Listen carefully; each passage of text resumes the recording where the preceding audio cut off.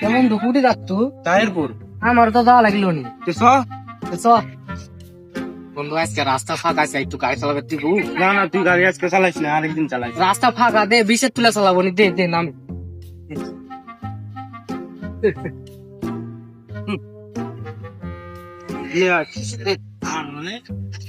আরো দিতে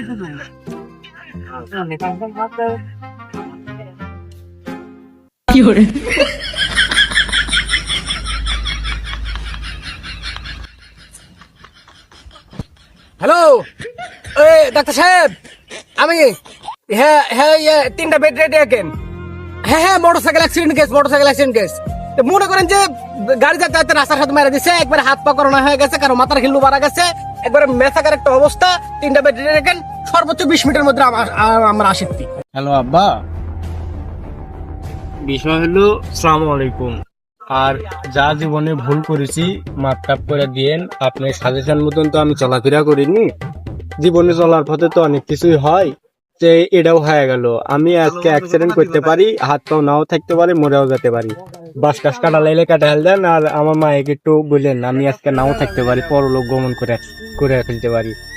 আচ্ছা চ বন্ধু।